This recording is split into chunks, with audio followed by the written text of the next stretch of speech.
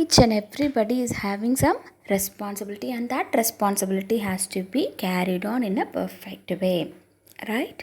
But apart from responsibility, we have to hear the urge of our inner heart.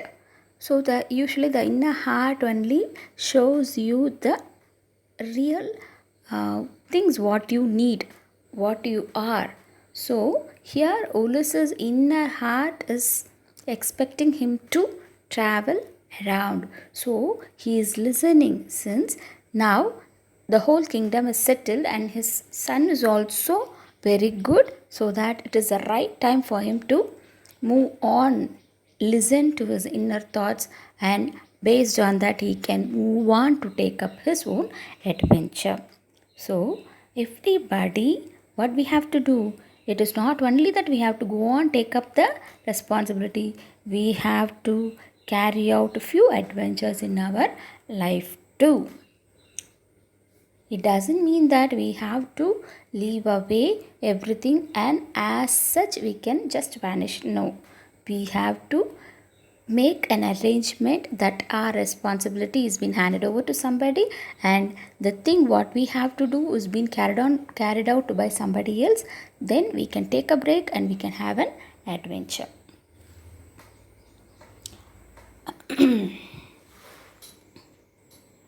Now I'll be reading out the whole poem, and I'll be in this class I'll be teaching you the stanzas. I'll read out the stanza, I'll explain the stanza.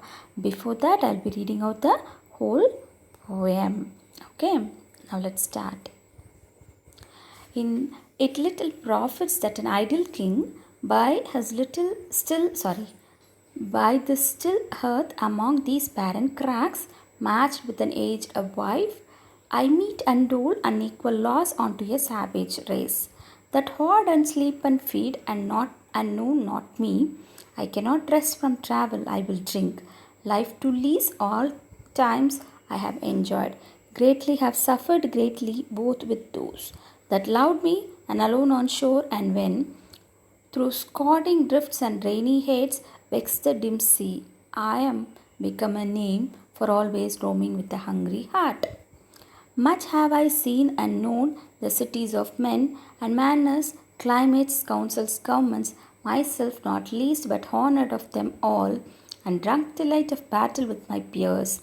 For on the ringing plains of windy Troy, I am a part of all that I have met. Yet all experience is an arc wherethrough gleams that untravelled worlds whose margins fades. Forever and forever when I move, how dull it is to pause to make an end, to rest unburnished, not to shine in use, as though to breathe were life piled on life, were all too little and of one to me. Little remains that every hour is saved from the eternal silence, something more, a bringer of new things, and while it were. For some 3 suns to store and hoard myself, and this grey spirit earning in desire to follow knowledge like a sinking star beyond the utmost bound of human thought. This is my son, mine own telling me his.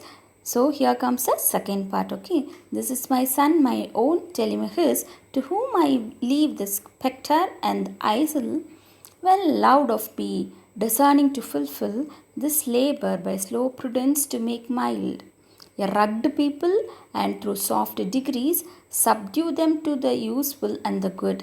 Most blameless is he, centered in the sphere of common duties, decent not to fail. In office of tenderness and pay, meet adoration to my household gods. When I am gone, he works his work, I mine. There lies the port, and the vessel puffs her sail. Here comes the third part. There gloom the dark, broad seas, my mariners' souls that have toiled and wrought and thought with me, that ever with a frolic welcome took the thunder and the sunshine and opposed. Free hearts, free foreheads, you and I are old. Old age hath yet his honour and his toil. Death closes all, but something ere the end, some work of noble note may yet be done. Not unbecoming man, that strive with the gods, that light begins to twinkle from the rocks. The long day wanes and the slow moon climbs the deep moons round with my voices. Come, my friends, it is not too late to see in your world. Push off and sitting well in the order's might. The surrounding furrows of my purpose holds to sail beyond the sunset and the baths.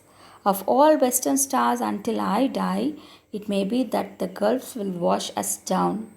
It may be we shall touch the happy isles and see the great Achilles whom we know. Though much is taken, much abides, and though we are not now that strength which in old days moved earth and heaven, that which we were and we are, one equal temper of heroic hearts, made weak by time and fate, but strong in will, to strive to seek, to find, and not to yield.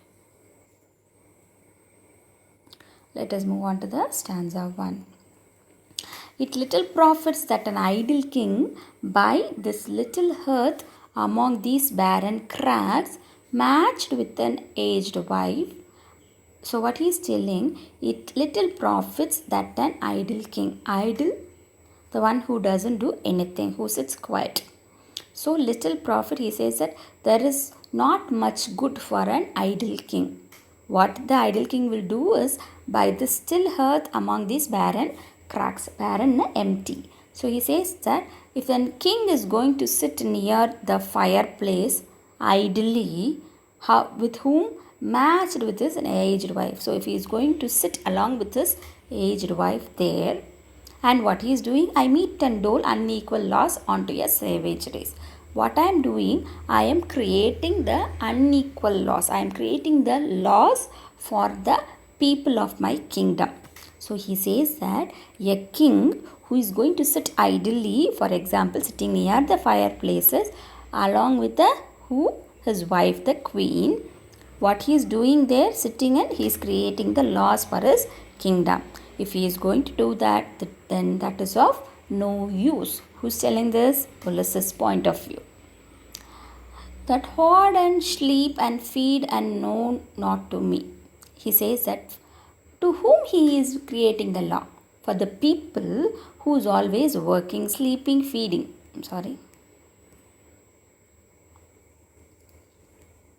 Who always work, sleep and feed, and they doesn't know much of the king. So he says that if a king is going to sit quietly near the fireplace with his wife, the queen, to make a law for his people who is working, sleeping and feeding, and who doesn't know much about the king, then this is of no use. Then that is of no use at all. I cannot rest from travel. So he is clearly stating that I cannot take a break from the travel. I will drink lives to the lees. He is telling I will drink life to the lees. He is not telling about the drinks what we drink. He says he want to drink the life to the fullest.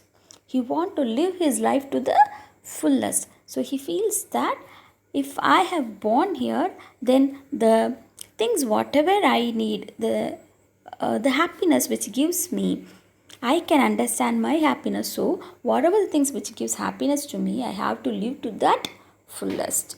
All times I have enjoyed. So he's telling, whenever I travel, what I do, I enjoy thoroughly. Greatly have suffered greatly, both with those. So he's telling he have enjoyed the whole travel. Okay, only enjoyment is there? No. So when we travel through sea, actually we see a lot of sea animals and some islands. They used to stay near the islands. They used to stop the places near the islands, stop the ship near the island. So you go inside the island, enjoy the island, and you see a lot of sea animals and the breeze. Everything was a different experience, and he enjoys that. But at the same time, there may be a storm, there may be rain, right? There may be a great wind. So in spite of that, the ship has to travel. So when during that disasters, what happens? they will be suffering a lot, right? The people who's traveling through sea will suffer a lot. So he says that during my travel, what I do is I have enjoyed. At the same time, I also have suffered. But with these two things, I enjoyed as well as I suffered. With whom? That loved me and alone on shore. So he says that I have traveled, I enjoyed as well as I suffered with my fellow people who have also traveled with me, who is there alone on shore. Understood? So again, I repeat the first and the second stanza and the third half of the stanza. So the Ulysses is telling that as a king cannot sit quietly near the fire, according to him. Okay, according to him, he says that the king is of no use if he is going to sit idly, quietly near the fireplace. Okay, creating the new laws along with his queen, the wife, the old aged wife. Okay, so sitting with her, and he is creating his own laws for who? For the sake of his own kingdom people. And that people, they are working, feeding and sleeping, and they don't know much about the king. For such people, if the king is going to sit quietly and create laws for them with his wife, then that is of no use. And he clearly states that I cannot stay here, I have to travel. And he says that I have to drink to the fullest, I have to drink my life, I have to live my life for my own sake, I have to live my life for my own enjoyment, I have to do it immediately. And he also says that early I have traveled. Yes, when I traveled, what did I do? I enjoyed, not only enjoyed, but also I have suffered a lot with my fellow people who is now still there near the shore. And when through scudding drifts the rainy heads makes the dim sea, I am become a name. So he says that people who is waiting near the shore have traveled with me. I have enjoyed as well as I have suffered with these people. And also what he says is, whenever I travel, okay, whenever the disaster arises, like through scudding drifts was, it has been, the wind is pushing him, okay, the wind is pushing the drifts, the rainy heights is nothing but, the heights is nothing but a group of stars, which early we don't have a weatherman to report us that there going to be a bad weather or a storm or something. So they don't have a scientific instruments to find out all these things. So by the placement of the stars, by the arrangement of the stars, they know that they're going to be a storm. So seeing that and the heavy wind, these two things is vexed the dim sea. What it is doing, it is creating a vexation, upset to the sea. Whenever it happens, what becomes? I am become a name. So what he is doing? I have overcome all these things. So whenever people hear about that, they say that Ulysses, okay, when he travels all through this storm or hates, he used to come out well, he used to come safely against this. So he says that I am become a name. For always roaming with a hungry heart, he says that I always known for what?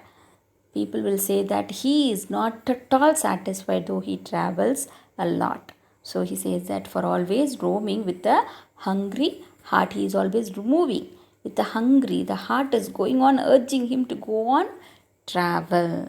So I hope you people understood the first three stanza, right? Okay, in the next class we will see the next stanzas, right? I hope you have learnt the synonyms of the fourth unit, right? There is a synonym.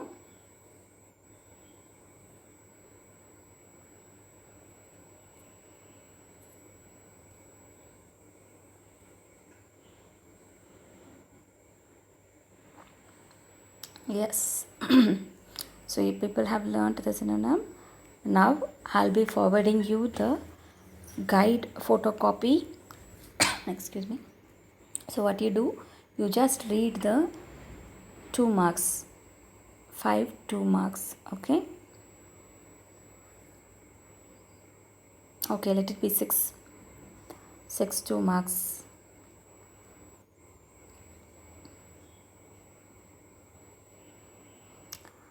Okay, let us do in such way. This is a 1 mark question and this is 2 marks. So this is 6 part A is 6, part 1 is 6 and part 2 is 7. So 6 plus 7, 13 questions. You can read it. In the next class I'll be taking a photocopy of it. I'll be sending you. So you start reading with that. And in this poem Ulysses, I'll be questioning you in the next classes. Okay. You can just do the homework of writing all the alliteration words of this poem. Whatever the alliteration words are here, you can write down, and also the meanings which I told you. So here the word, you see the first stanza, third line, I. Who's I here? Yes, the king Ulysses. And in second stanza, who's I in the second line of second stanza? King. So wherever I is given, it refers to King Ulysses. Who is those here? Second stanza, fourth line, last word. Who is those here? His fellow people. Yes, exactly, his fellow people. Who is roaming with a hungry heart? Third stanza, last line. Who is roaming with a hungry heart? Yes, King Ulysses. How do they find the rainy seasons in the earlier days? By hates. Yes. What do you mean by the word drink life to the lees? Second stanza, second and third line. Drink life to the lees means living the life to the fullest.